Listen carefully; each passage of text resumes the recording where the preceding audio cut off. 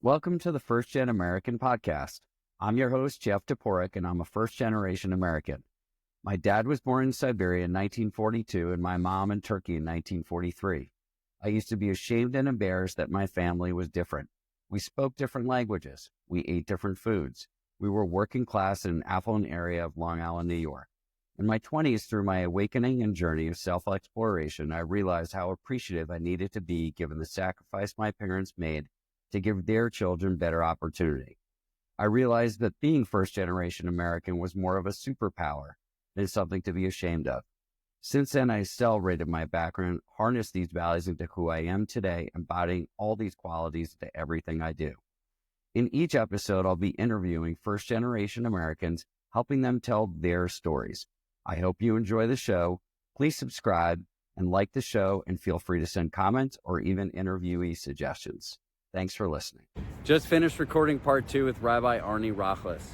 We talked about his move to Irvine and some of his pivotal moments of being a rabbi. I wanted to go backwards a little bit. Sure. And we talked about your time of becoming a White House fellow, but I'd love to get into, kind of what was your mission, when you were there, what were the things you were trying to accomplish, and how does that relate to being, from your background of first generation American and from where your parents were. And I think we can have the spoiler of, we didn't get Middle East peace. Right, exactly. Much as I tried. Yeah.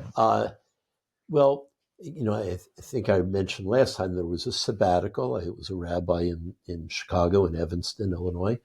And I was looking for something interesting to do that year. And I read about this in the Chicago Tribune and I applied.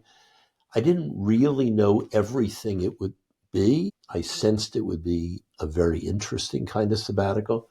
It was one of the most interesting years of my life. So I, got so much more out of it than I even anticipated. So moved to Washington for the year, worked at the State Department on Middle East peace, as you said, went to seminars at the White House with the president, vice president, cabinet secretaries, journalists throughout the year. So who was president at the time? Reagan was president. Okay. I'm a Democrat. It's a bipartisan or nonpartisan program. In our group of about a dozen, there are about a dozen chosen every year. I'd say about 8 were Republicans and maybe 9, and the others were Democrats. But they're not allowed by law to ask you during the interviewing process, because the purpose is to bring people from the private sector who will enrich the dialogue between government and the private sector through different experiences. And then they'll also leave the program after a year and have a better understanding of government. So, as interesting as the specific job I had, which was, again, working on Middle East peace, maybe the more interesting part was just being at the White House for these seminars with the cabinet, because whatever happened in the previous few days or the previous week or month, you had the cabinet secretary there to talk about it. There was also a trip to Asia, so went to China, Japan, Korea, and Hong Kong. There were local trips. I went into a coal mine in Appalachia on my back on a flatbed with just a few inches or a foot between my face and the cave. So there was a lot that we all learned about through experiences that we would never have had in any other way. Yeah. And so what were some of the initiatives that you had at the State Department that you were working on that were important to you? Right. So the hardest thing, which did not, yield success, but was just trying to get representatives of Arab states, Palestinians, and Israelis around a table.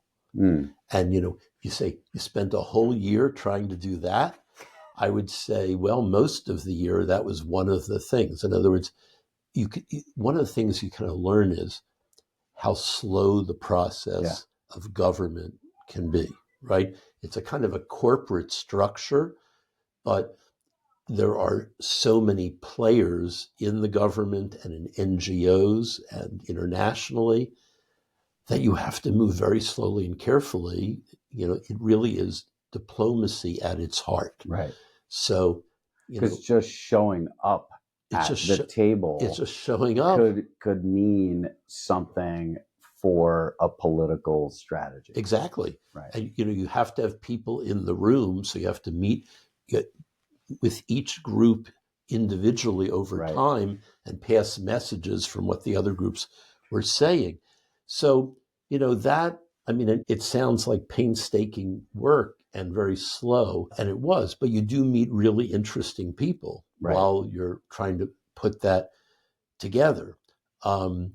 There were, I remember the day that Jonathan Pollard, you might remember that name, he was spying for, he had taken money from an undercover agent that he thought was, foreign government. And he got caught. And I remember the day in the State Department where a number of Jews in the State Department, and of course the majority of people were not Jewish, but we kind of had a sense of who the Jews were. We either said it explicitly to each other over the course of the year, we couldn't.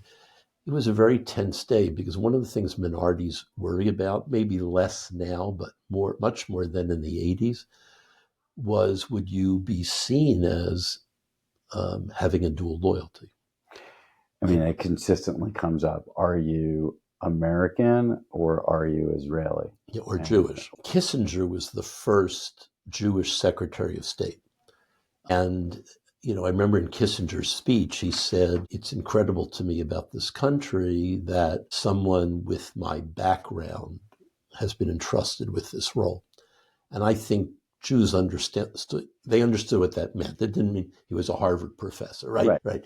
It didn't mean even that he was an immigrant. It meant, And so, this was a moment where we wondered if the State Department would treat some of us differently. And to its credit, it did not. They understood Pollard was a person, not a representative. Exactly. Interesting. Yeah.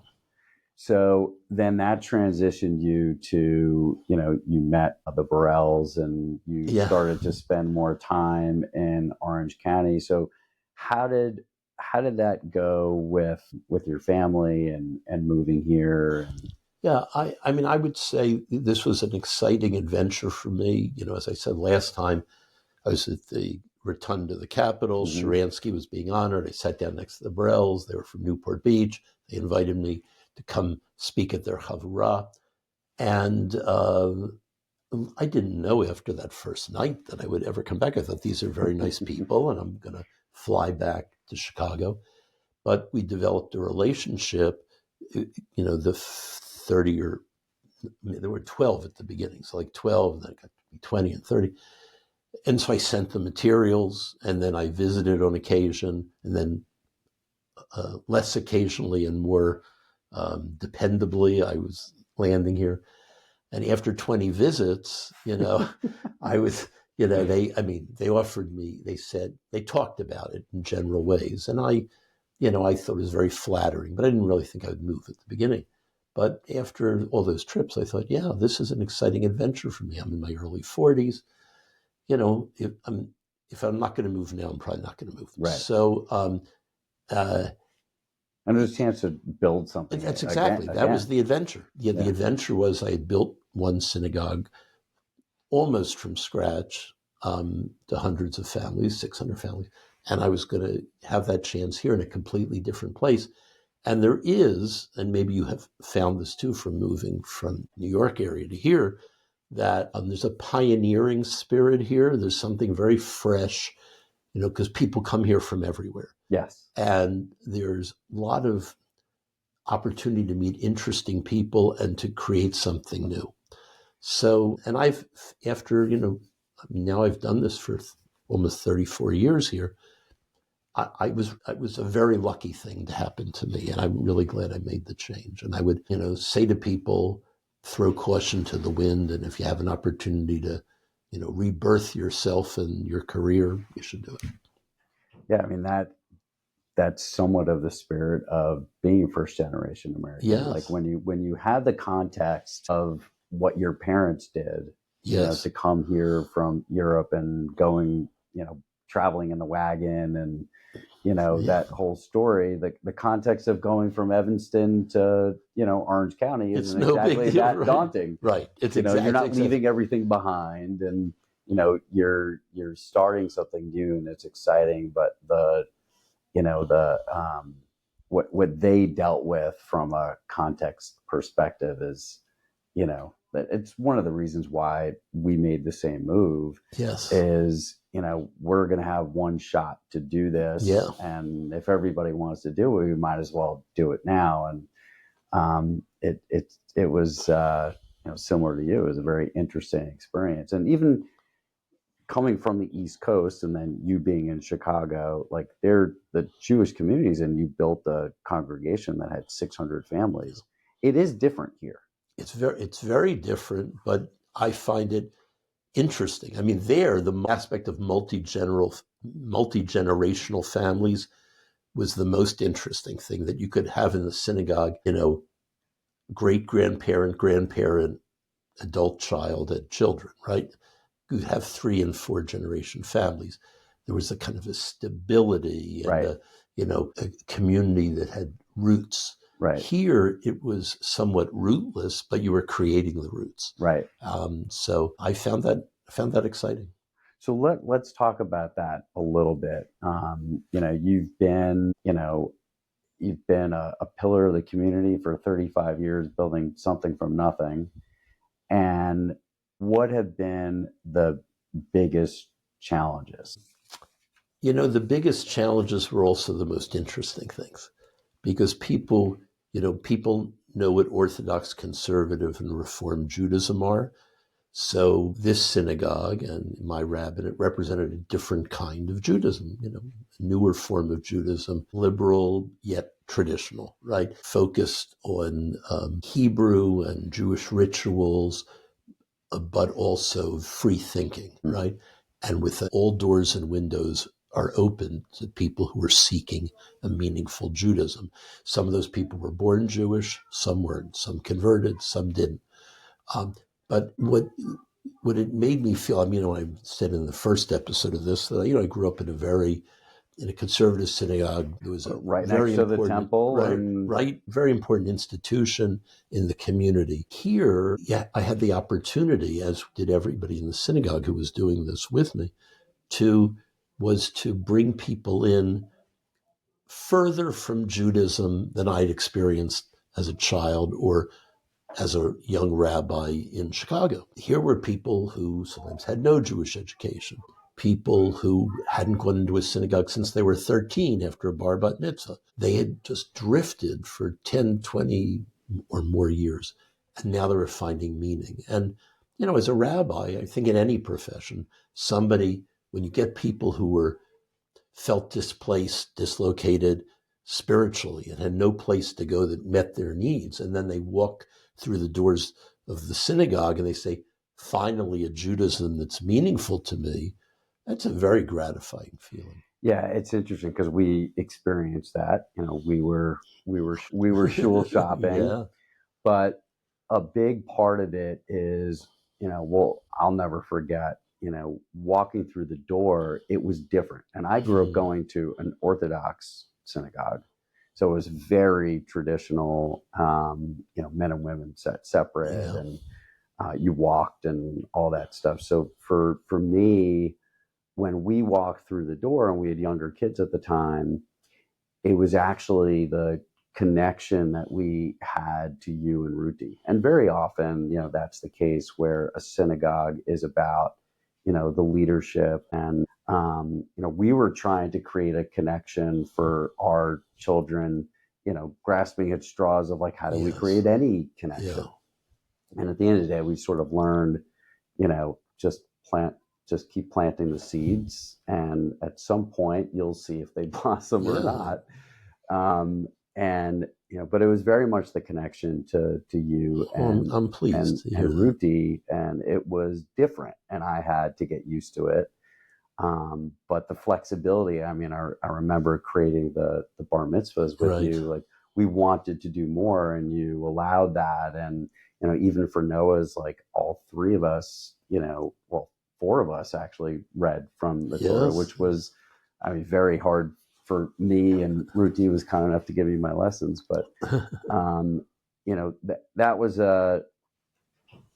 it was not only just about the 2 of you, but it did have to do with the living culture of Judaism. I mean, it was animated and brought to life, whether it's through music or events. And it was very different than, very open. Like wasn't expecting to be able to, have the opportunity to even talk about certain things. Right. There are no questions that cannot be asked, and right. no statements that can't be made. Right. I mean, this is meant to be a place of inclusivity. Sometimes people say, and inquisition. Yeah. And because there's something that you said in the last episode when I went back and watched it that caught me, and it was when you were looking for the type of Judaism that you wanted to go through, you couldn't go into something that was just absolute. Yeah. And I mean, candidly, that was almost shocking to hear from a rabbi, but it was so truthful. And that's sort of what makes this place available to everybody. You can ask any question. Yeah. Well, I'm glad to hear you say that, because that's what I've wanted to accomplish. And people who have gone to Jewish summer camps or have gone to Jewish youth groups sometimes will say, I haven't had so much fun being Jewish since I went to a Jewish summer camp or a youth group. That to me is such a wonderful statement. Yeah. It's like, because it's an experience of being in community. It's not about the institution. It's about the relationships and the fun and the personalizing of the Jewish journey. So that, I think, has been a reason for the success of the synagogue. It truly is an alternative for many people. So there have been some difficulties that you've had to navigate. There's one that we touched upon that I wanted to give you the opportunity to talk about. Pretty pivotal moment for, the synagogue, Judaism in Orange County, anti-Semitism, which was, something I know was very close to you. And it really opened my eyes because we were dealing with something in our family related to anti-Semitism. And, when you see the Frontline ProPublica, documentary, and, absolutely, the family's a member of the synagogue, and, we're talking about Blaise Bernstein, and, tell us how you navigated that and the difficulty of it. Yeah, no, I'm glad, quote unquote, that you're bringing it up. And I'm so incredibly sad, to have to think about it. The reason I'm glad you're bringing it up is because it was the worst moment of my being a rabbi. Right. That a child who grew up in the synagogue, who started in our preschool, and I watched him grow up, and he was in my confirmation class, and then he noticed on the wall of my office my diploma from the University of Pennsylvania. And he said, I'm going there. Tell me what it's like. And I said, well, I graduated like 45 years ago or something like that. But he was happy to make that connection. And I was happy that he was going there. Sure. And then after, a year and a half at Penn, he comes home for winter break, and he gets murdered by an anti-Semite, it's someone who knew from high a school. homophobic anti-Semite, who was, struggling. That is, the murderer was struggling with his own, identity.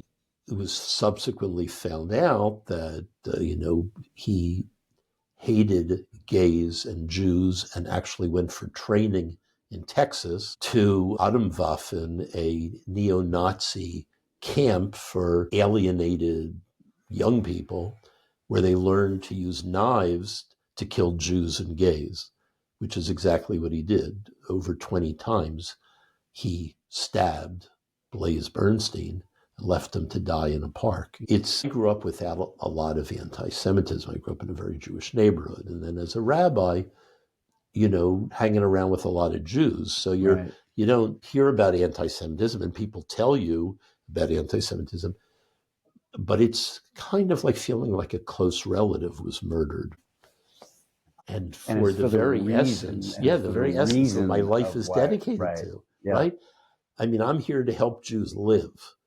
And then here's a Jew, not just who died, but who was murdered, and in such a brutal way. I think there were like 1,000 people at the service, in the sanctuary, in the social hall here, and other people couldn't get in because it was all the space under. And then then the trial dragged out for so many So years, long, yeah. and then finally, and then when I was there and I was in But the then the room, charges changed because of the documentary. yes, where they made a very clear case that it was a hate crime. yes, they attached the hate crime statute, which made you worse. had mentioned the documentary actually on a Yom Kippur, and I immediately went home and watched it because, as you know, we dealt with a few anti-Semitic things, and Yes. that's one of the reasons why I mentioned that for us, coming from we took for granted a very Jewish community on the East Coast, to coming here, it was shocking, that anti-Semitism, and it really wasn't. I almost want to place it as less anti-Semitism and more absolute ignorance, and lack of education, and just latching on to something that, oh, that's just what people are saying or doing. So I don't even actually understand what it means.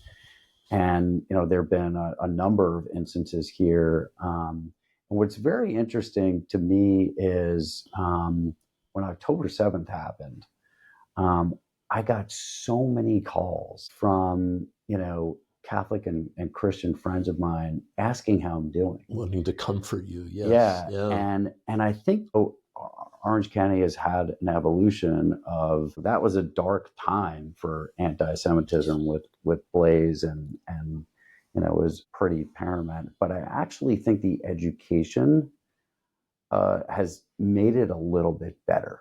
And after October 7th, our kids have been involved in that because they're on college campuses. Yeah.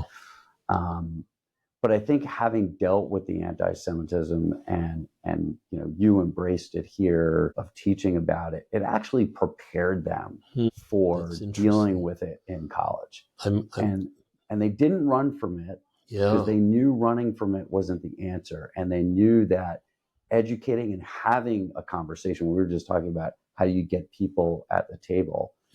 Max, who of course, who dealt with the anti-Semitism. He would have one-on-one conversations with people, and at the end, both realize, actually, we have a lot more in common than we do the differences.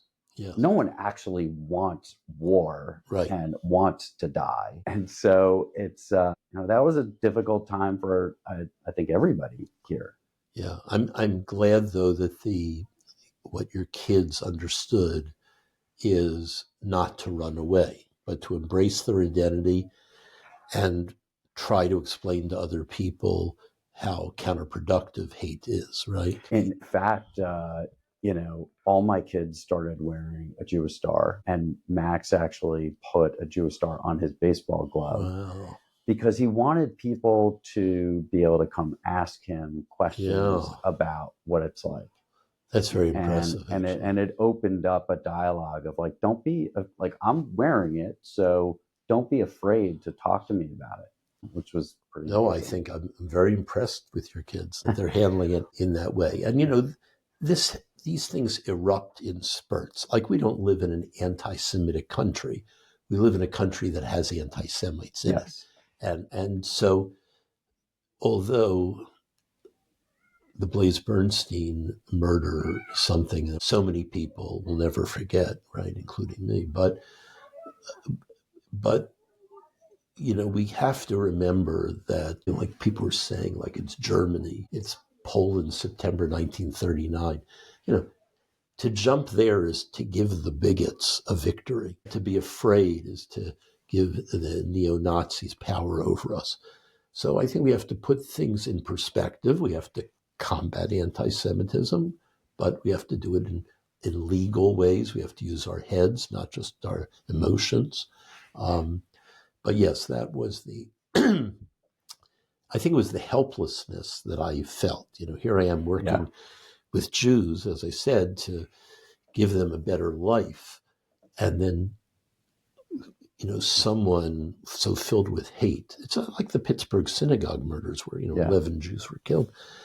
Someone tries to take that away from you, out of ignorance and hatred. And it shows how it can, can happen in a minute, but it can't dominate our thinking. Right.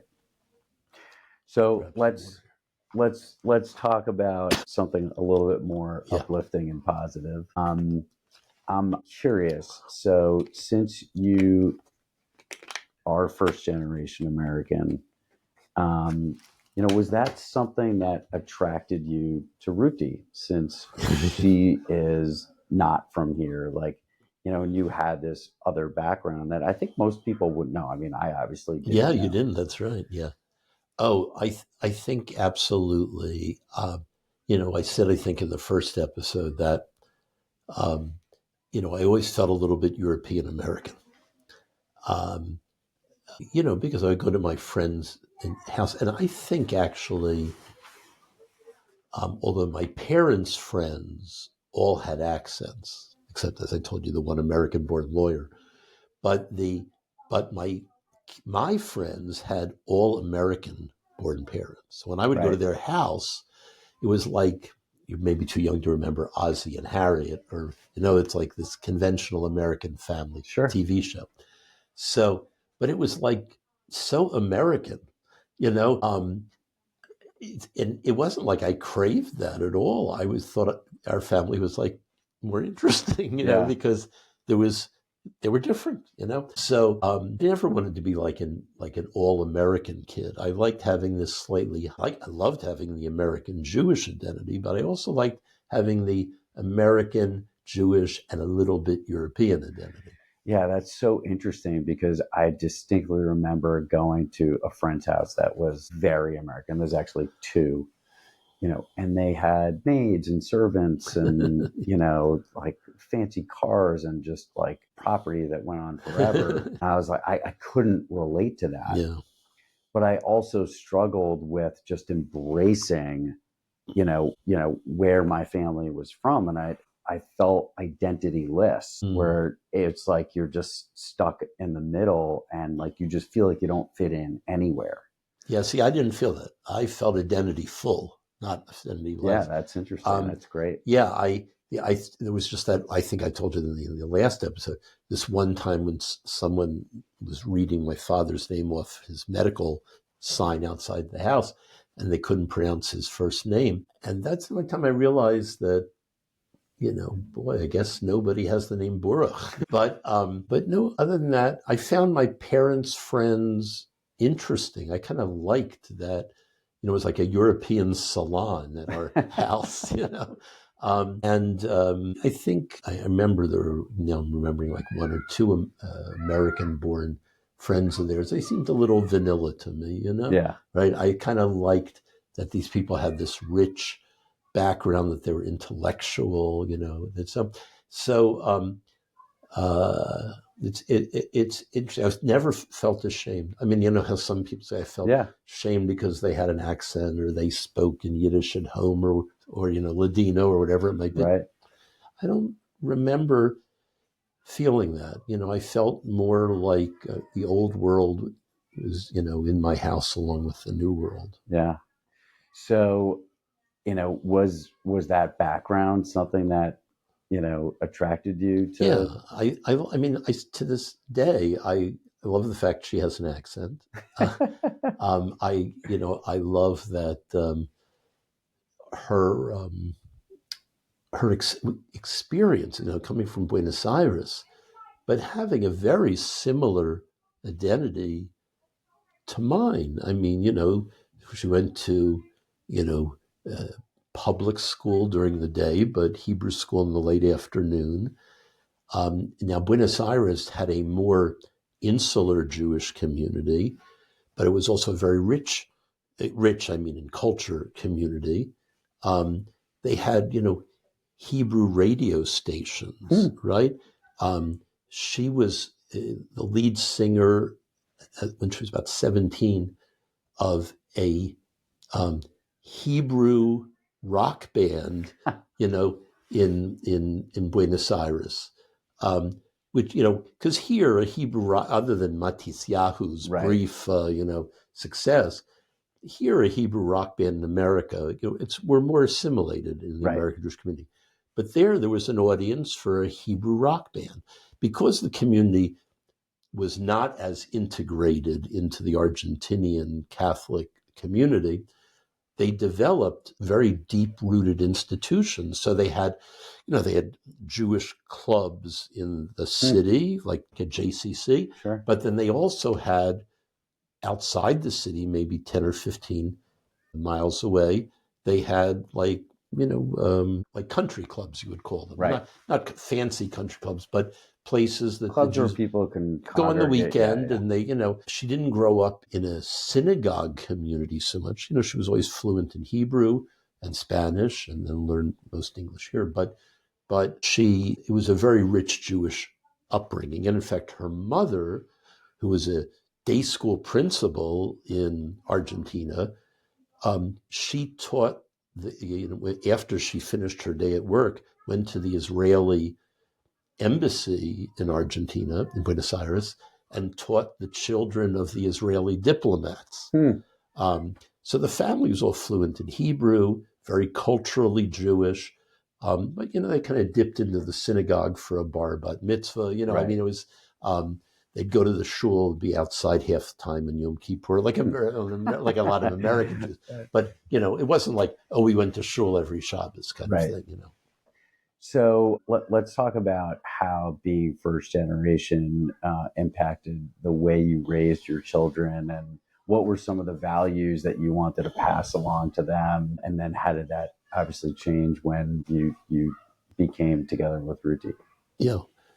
Well, I think I always wanted my kids to be meaningfully Jewish, but I did not have a specific definition of what that would be. I mean, it gives him my younger son spent, when he lived in New York, when he went to NYU, he spent a Yom Kippur at the demonstration on Wall Street, the 1%er thing. Do you remember that? Right. So they had a Yom Kippur service. There was like so many Jews involved in every protest, right? So, he went to synagogue the night before, Kol Nidre night, but he wanted to be where they both have identities that are Jewish and American. I really think that my identity is American Jewish, not American and Jewish, but completely synthesized, each enriching the other.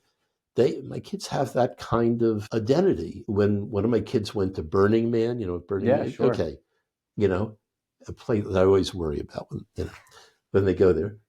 They had a Shabbat service led by Ezra Klein, the political columnist in the New York Times, led for like hundreds and hundreds of people. So, when they travel, right, they want to connect to Jewish communities. So I feel like I've done my job. I went from a conservative background to Reconstructionism. I went to a more structured kind of Judaism to a more open kind of Judaism. It's fine with me that they can have the kind of Judaism that they want. I would feel bad if they felt detached from it, like it doesn't matter to them. But they have the right to be who they're going to be, and I'm happy that that they have found a way to synthesize all their identities. Is there something from being first generation American that you feel like you've passed along to them that's been an important piece of, like where your parents came from? Well, one interesting thing is my son Adam, my older son, the lawyer in New York, he's looking into Austrian citizenship. Oh, interesting. And just like Karen, who you interviewed. That's right. In fact, I emailed him after Karen told me she was doing it. And I said, if you're interested, call Karen. It's really hard to, I have not really had that desire. I think I have a more negative feeling about doing something like that. He sees himself a little bit as a world citizen. So part of it is maybe having the ability to travel more freely in Europe. But it's also that he feels like a little bit like they kicked us out, but we're coming back. Oh, that's interesting. So, and I know that feeling because I have that feeling too, not to the degree of, I don't know if he'll ever go through with the citizenship thing, but he's playing with you. But I have that. But it's the idea. Whether he goes through with it or not, you're very clear on how he feels, on why he would do it. Yeah, and listen, I have been to, I told you that I've been to Vienna, and I've went to all the places that my mother, apartment she was born in the 2nd district, and the apartment she grew up in as, from teenage years to finishing medical school in the 9th district, and the park she played in. And I've been to all those places. And in Ukraine, I've done the same thing with where my father was from. Right. And part of it's curiosity. Well, I want to see where she lived or where he lived, but it's also like, I'm back. Yeah. There's a little bit of that. Right. So what is something that you would want to pass along to the next generation of things that you learned that was an important quality that you would want someone who was first generation to know that was younger? Someone who's first generation now, you're saying? Exactly. What would I like to pass on? Or they don't even have to be first generation, but what's a quality that you think you learned that was, somewhat of your superpower? Yeah. Coming from that? Well, I think now this, at least this is my particular upbringing. I'm not sure it applies to everybody who's first generation Jewish or first generation anything, but I grew up with a very intellectual tradition. My parents were, highly educated. They're doctors. We always had books around, right? And and that's part of it. And the arts mattered to them. I went to, even though I didn't want to, I went to symphony concerts, but it allowed, when I was a kid. John Forsythe then. Well, that's why I like the symphony now, because I went to concerts with the conductor was Hungarian-born Jewish Eugene Ormandy, one of the great conductors at the time. And, I was exposed to that. So as an adult, I wanted to do them. I've been to the symphony many, many times. And there's a cosmopolitan feeling I have. I feel like a world citizen to some degree. Mm-hmm. I don't, that's why I like to travel to places. And when I do, I seek out Jewish communities, of course. But I'm not an American first kind of person, right? And I'm really very disturbed by what's going on right now, Yeah. So let's go into some of the rapid fire questions. Okay. And we'll wrap it up from there. Okay. A book that profoundly impacted your life.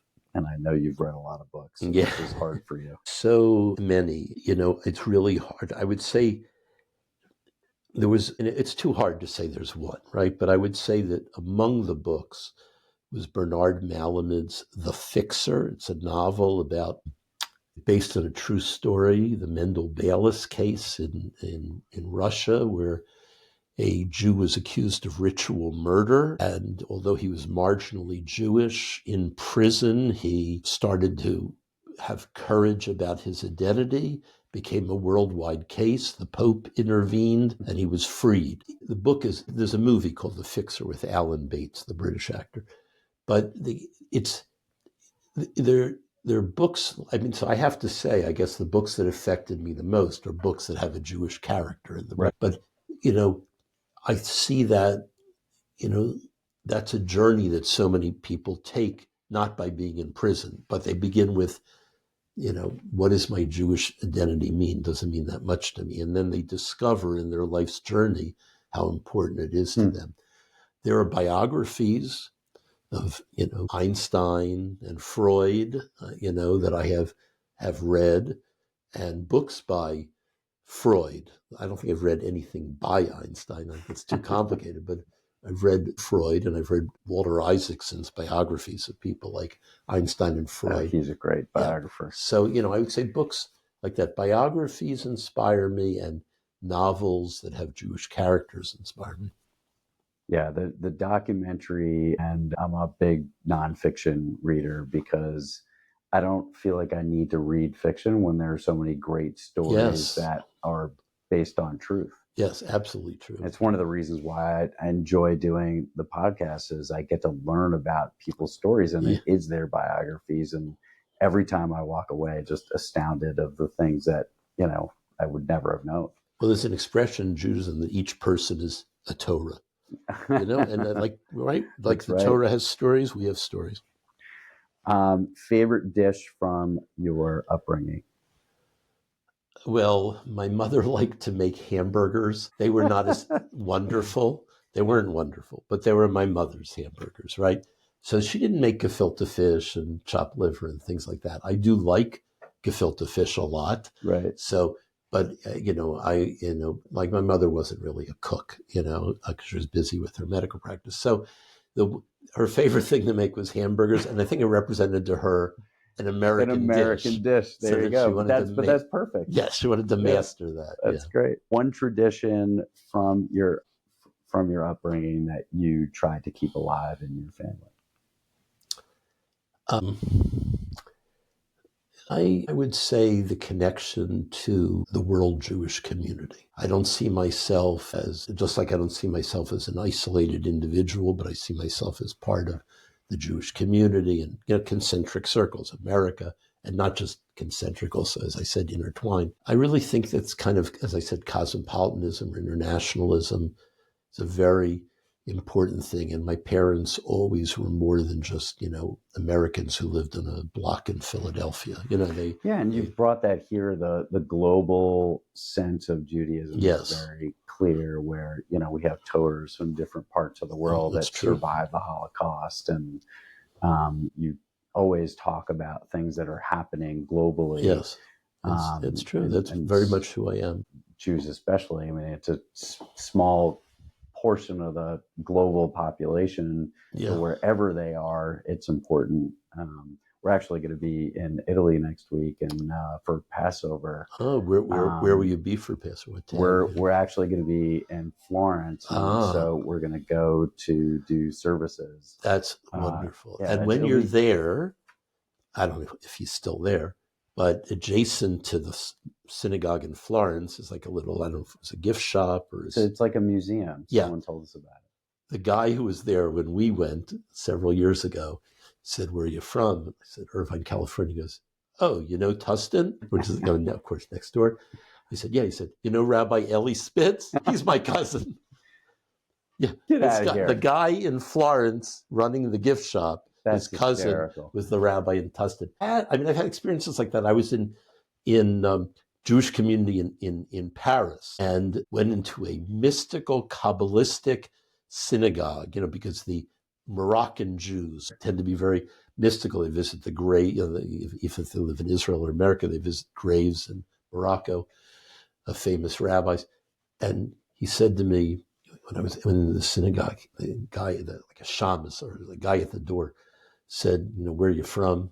And I said, "Irvine, California." He goes, 92603. He said, "Yeah, my cousins go to Beth Jacob," which is a synagogue down the street. Of course. So we're everywhere and we want to connect. I got into a boat in Costa Rica after doing zip lining. It's and the Ruti and me and this other couple. "Where are you from?" Irvine, California. They were South African, which of course, there's so many South African Jews. Sure. They go, "Oh, do you know?" And of course, mention the name. So I love that. I have to say, because I'm an only child, and of course, everybody unfortunately, tragically, was wiped out. It's the Holocaust. I love being part of this gigantic 16 million person family. Right. That's right. Okay, so last one piece of advice that you would give to people that you learned. I learned social justice from my parents. I learned Zionism from my father. I learned, as I told you, that story about my mother stopping the car and telling the bigoted kid to get out if he wasn't going to change his ways. So I learned social justice and Zionism. And I also learned the importance of education. I mean, books have been my friends. I mean, I'm not like a bookworm who's always reading, but I would never, whenever I go to a doctor's office, now of course I have an iPad, but I always carried a book with me. If I'd get on a train or a plane, I would always find comfort and would find a new world within a book. Yeah, and you're learning things that help you evolve. Yeah, it's true. Well, thank you so much for doing this. Jeff, thank you so much. I learned so much from someone I've known for so long, right. to be able to get to here. And I'm glad that, we're going to be able to share this with a lot of people. Yeah, thank you. I'm very pleased you asked me, so thanks a lot. I'm glad Ruti said something, because if not, right. again, we wouldn't be here. Thanks for listening to the First Gen American podcast. I hope you enjoyed the show. Feel free to leave your comment and make sure to smash the subscribe button.